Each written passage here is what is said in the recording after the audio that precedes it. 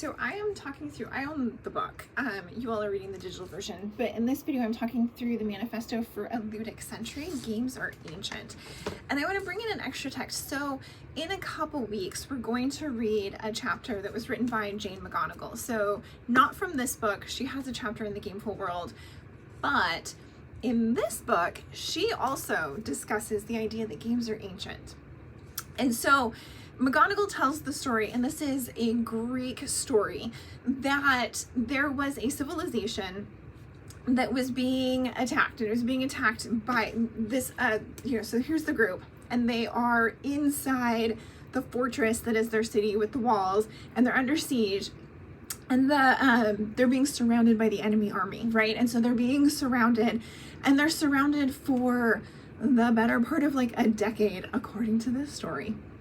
And what this civilization does, because they clearly have access to farming, and like how they survived is not the part of the story.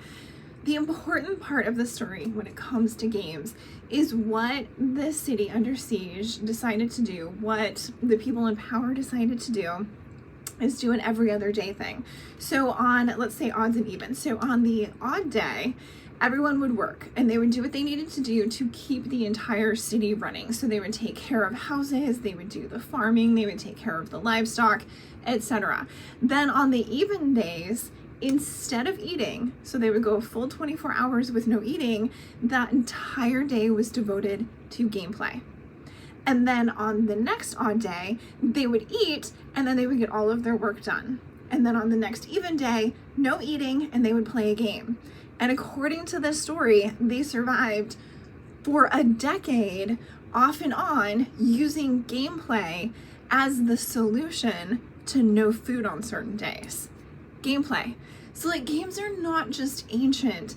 The stories and like the mythos, the ideas and the beliefs that we carry about them date back like pre-Greek society and pre-Greek culture. That's thousands and thousands of years that games have existed and games have been used and humans have created them.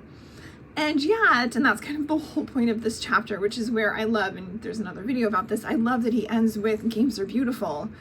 And yet, games are beautiful. So games don't matter and they're devalued, but they saved a civilization on a limited food supply for the better part of a decade, but they don't matter.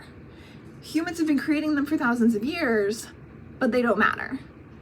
And yet when we play them and when we lose and get really cranky, they matter. And that's where this whole chapter is opening with the idea that games are ancient. All of this has been around for a very long time. Games are not a new invention by humans. Humans have been driven to develop them for thousands and thousands of years.